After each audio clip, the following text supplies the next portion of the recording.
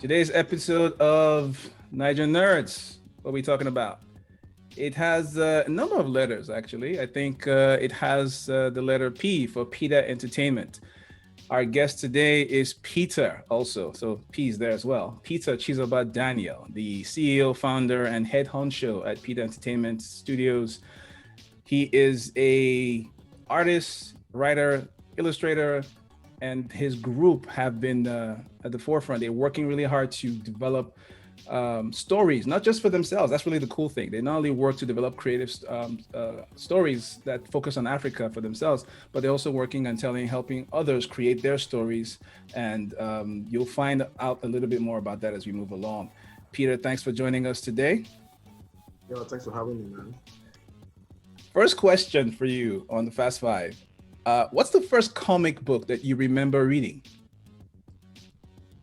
It was Tintin.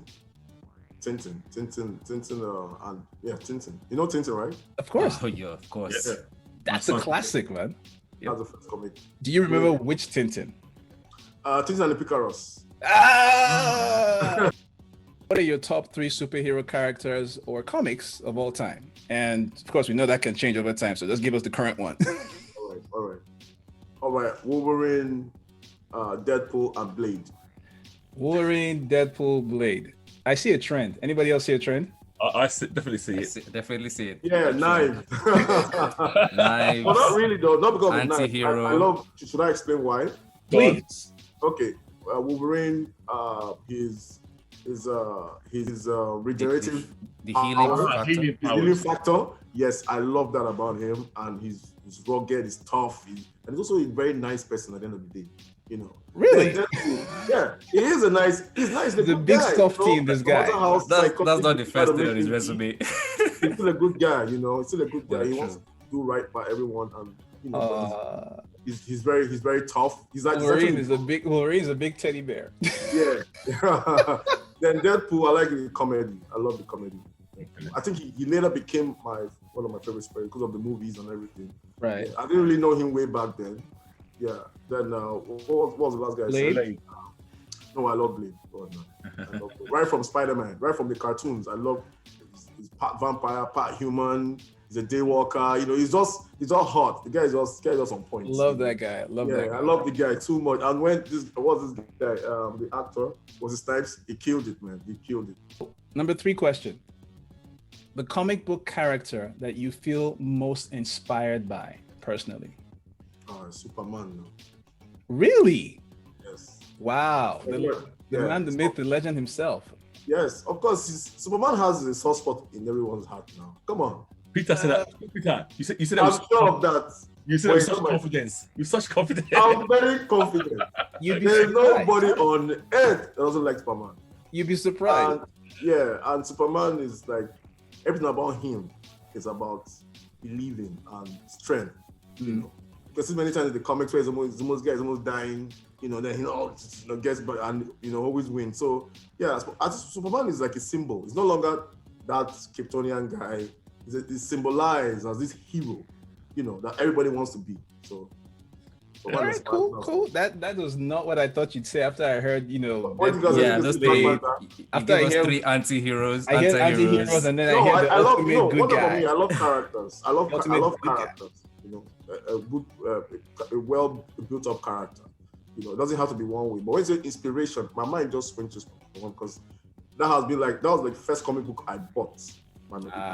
Okay. This next one might put you in some trouble with the missus. Okay. Just want to put that out there, but we're gonna ask the question anyway. Which superhero character would you marry in a heartbeat? And please don't say Superman.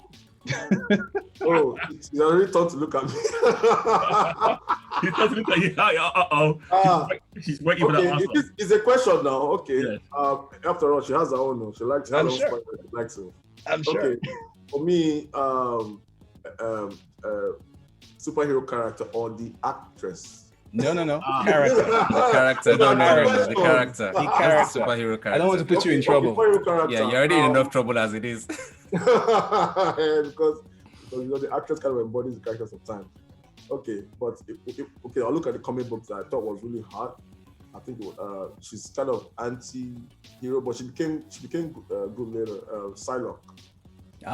Okay. Yeah, she's super hard. And I love her powers. Telekinesis and yeah. Fair choice. Fair choice. And she's hot. All right. So, final question: which of your books would you recommend first to anyone who's never read your work? Okay, I'll always recommend the Chronicles of the Newborn Rise of Daisy. Yeah, from the issue 0. Yeah, because that kind of shows you the vision where we're headed. You know, we're trying to showcase Africa, cultures, tell the stories about the land, you know, the histories, the legacies. Not just the fact of superhero characters, but we're trying to showcase. If you notice from the books, we're very detailed about where we are, where this character is coming from, the attire. So that's one of the books. That's actually what we worked on for a very long time. So we always put that first. Yeah. Fantastic. And I have been reading that series, The Rise of the Newborn, and it's a really cool series to read. It spans back from the dawn of time, before the prehistory and the before history, before the historical epic itself. And then, all the way. Yes. The goal, the sole aim of that, you know, that particular piece is a passion project. I started working on it about 15 years ago, you know, after realizing that, you know, there's not enough, there was no stories like this in games or in comics, you know, showcasing African culture. That's the way the Lord of the Rings, they did it.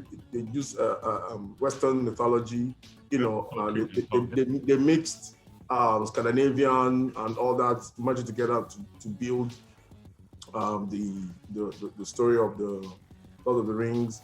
And also then I saw a Ninja Scroll back in that was like 1991, 92, and it was Japanese mythology, crazy ninjas of Kimon. And I realized there was nothing like this, you know. So over time, it kept on coming to me, you know, the ideas and everything. I said, okay, let me try and create it. But I had to start doing the research. I had to understand African culture, understand, you know, how to tell this kind of stories. So that now gave birth to this showcasing the different tribes. You know, it wasn't just fun to just do one. You know, there were so many beautiful cultures. Okay, we had to. So that's a passion project, and that's kind of what gave birth to everything we're doing right now. So we always recommend that first.